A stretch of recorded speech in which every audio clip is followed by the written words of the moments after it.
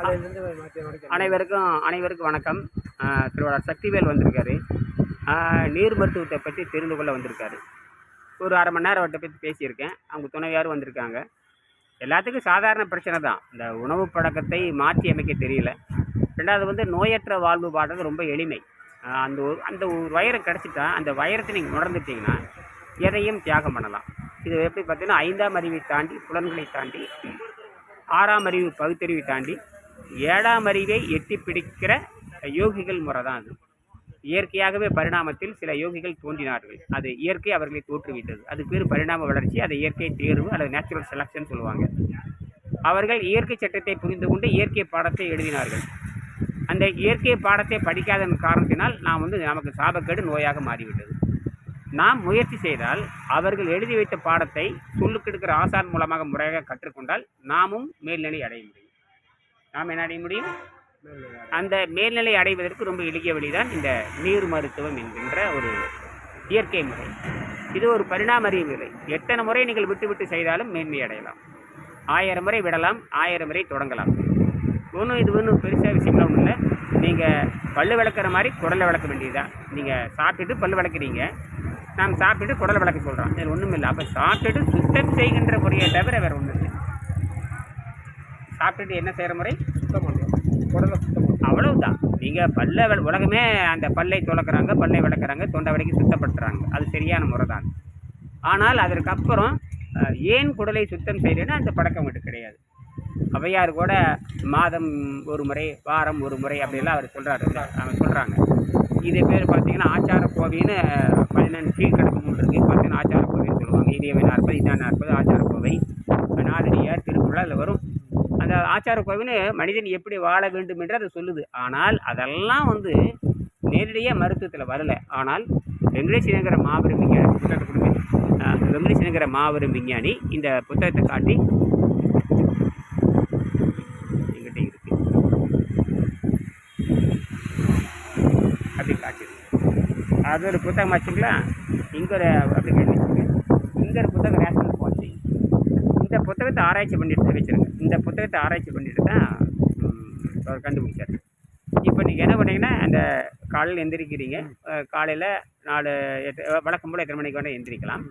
ஒரு 6 மணி எந்திரிக்கிறேன்னு வச்சுங்க. 6 மணிலேருந்து ஒரு 10, இப்போ அப்படி கவனிங்கம்மா. 6 மணிலேருந்து 10 மணி வரைக்கும் நீங்கள் நீரை மருந்தாக அப்படியே அருந்திட்டு வரலாம். கொஞ்சம் கொஞ்சமாக நீரை மருந்து அருந்திட்டு வரலாம். காலை 6 மணிலேருந்து 10 மணி வரைக்கும் தண்ணியை ஆமாம், கொஞ்சம் கொஞ்சமாக வயிற்றில் எப்போவுமே ஒரு 30 ml 40 ml 50 ml இருக்கிற மாதிரி வச்சுக்கலாம். அப்படி பார்த்தீங்கன்னா ஒரு 10-11 மணி வரைக்கும் நீங்கள் அப்படி நீட்டிக்கலாம்.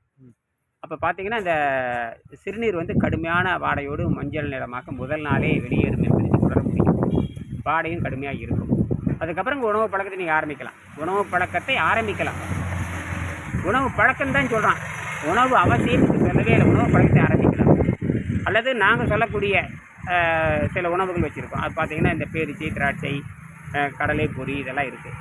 அதெல்லாம் பார்த்திங்கன்னா ஒரு 10-10 கிராம் எடுத்து எல்லாம் ஒரு 100 கிராம் ஒரு மிக்சர் கலவு மாதிரி வச்சு சாப்பிட்டுருக்கோம்.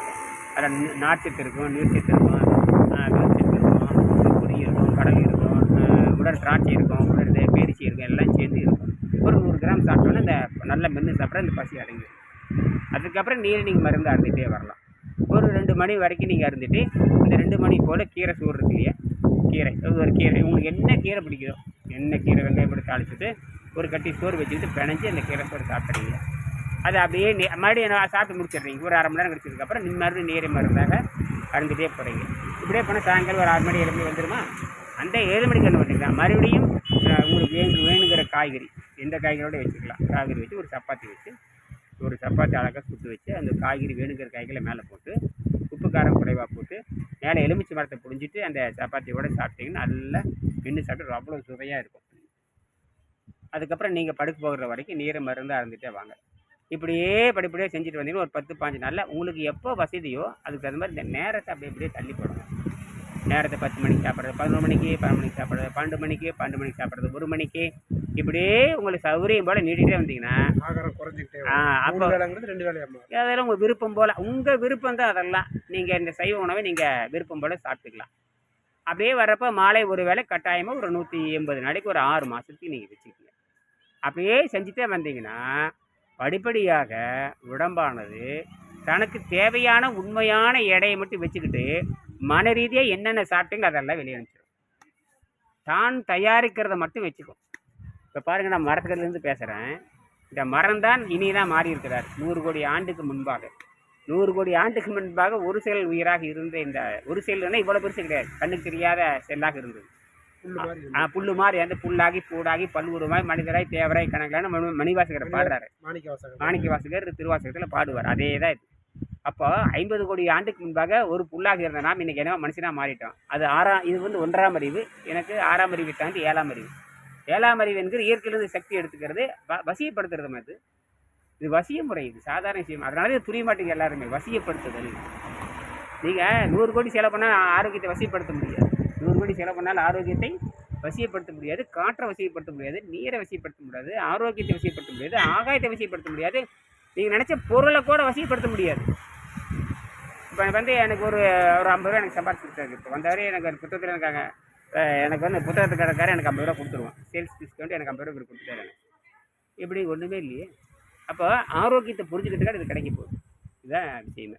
சரி, அப்படி பண்ணிட்டு வரப்போ என்னன்னா, ஒரு கட்டத்துக்கு மேலே உங்கள் உடல் எடை இழைப்பது நின்றுவிடும். அது தொடர்ந்து என்ன பண்ணோம்னா ஆசிரியரோடு நீங்கள் தொடர்பு வச்சுக்கிட்டே இருக்கணும், சொல்லி கொடுத்துட்டே இருப்போம். அப்போது உங்களுக்கு ஆரோக்கியம் கிடைக்க கிடைக்க நம்பிக்கை வந்துடும். என்ன கிடைக்க கிடைக்க எதுவான நம்பிக்கை வந்துடும்? இயற்கை மேலே நம்பிக்கை வந்துடும்.